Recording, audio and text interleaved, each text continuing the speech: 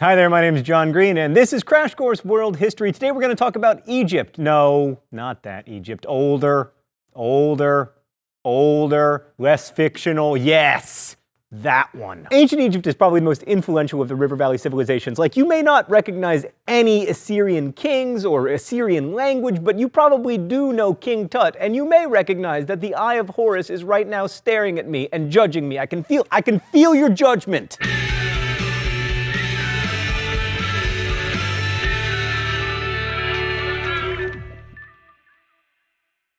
When we think of ancient civilizations, we think of Egypt. There are a few reasons for this, like the fact that the pyramids are the last man standing among the 7 ancient wonders of the world. But more importantly, ancient Egyptian civilization lasted from 3000 BCE to 332 BCE. That's a period that historians call a long-ass time. And I will remind you, it is not cursing if I'm talking about donkeys. So there are many approaches to the study of history. You can view history as a millennia-long conversation about philosophy or as clashes between great men, or you can see history through the lens of traditionally neglected populations like women or indigenous peoples or slaves. And we're going to try to take many approaches to our study of history during Crash Course. Mr. Green, which approach is right? I mean, for the test. Oh, me from the past. Remember how you spent all of third-year French writing notes back and forth to that girl and she eventually agreed to go out with you and you did make it to second base, but now you can hardly parle un mot de français? Historical lenses are like that, my friend. With every choice, something is gained and something is lost. Right, so in discussing agriculture and early river valley civilizations, we've been approaching history through the lens of resource distribution and geography. And just as the violent and capricious Tigris and Euphrates rivers shaped the worldview of early Mesopotamians,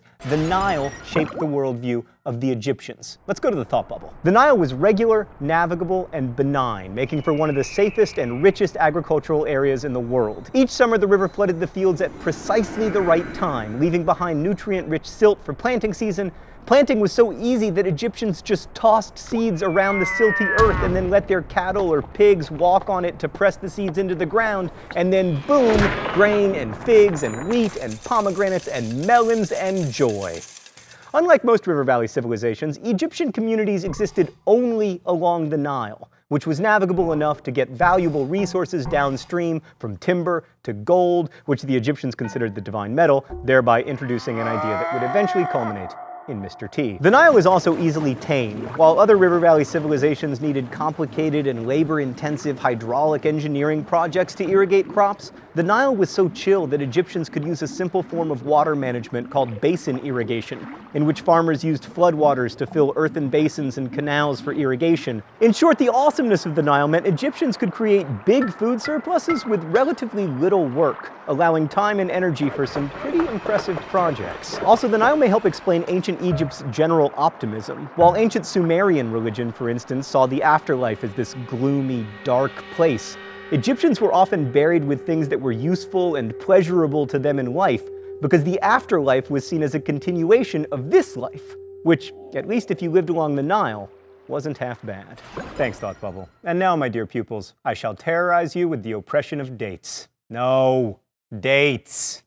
Yes, thank you. Historians have divided Egyptian history into 3 broad categories, each with their own numbered dynasties. But only hardcore Egyptologists know the dynasties, and we're not trying to become hardcore Egyptologists. The Old Kingdom lasted from 2649 to 2152, the Middle Kingdom from 2040 to 1640, and the New Kingdom, so-called because it is only 3,000 years old, lasted from 1550 to 1070 BCE. In between, you have a couple so-called intermediate periods. Okay, Old Kingdom. This was really the glory age of ancient Egypt, when you got all the stuff that would later make Indiana Jones possible, like the pyramids at Giza and the Sun King Ra and the idea of divine kingship. The king, or pharaoh, was either a god or very close to a god, which seems like a good gig, except that it meant he wasn't expected to act like a person, he was expected to act like a god, which in ancient Egypt means acting like the Nile.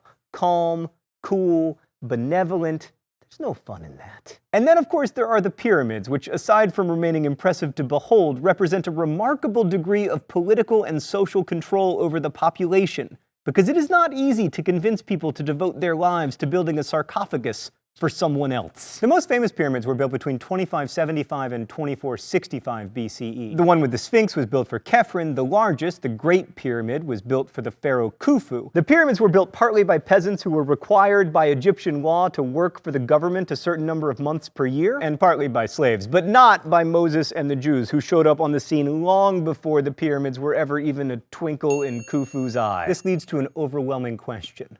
Why?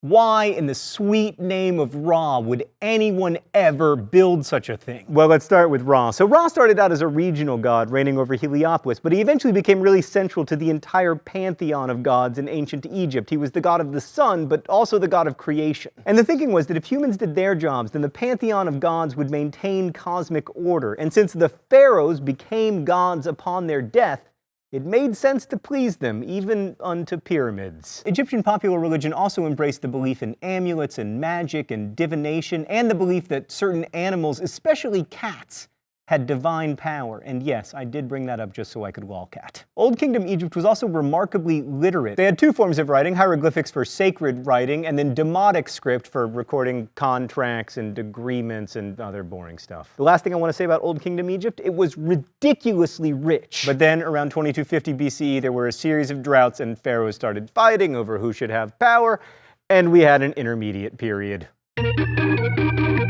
which was followed by the Middle Earth. What? The Middle Kingdom? Oh, really?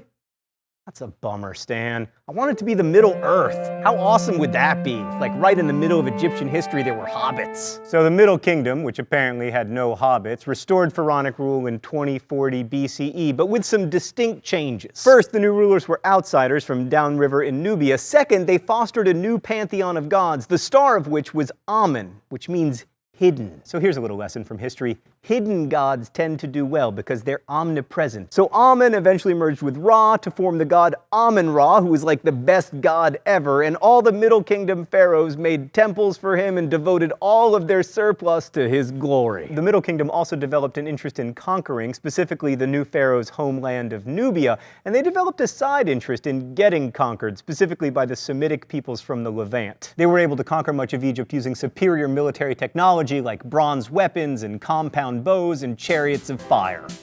What?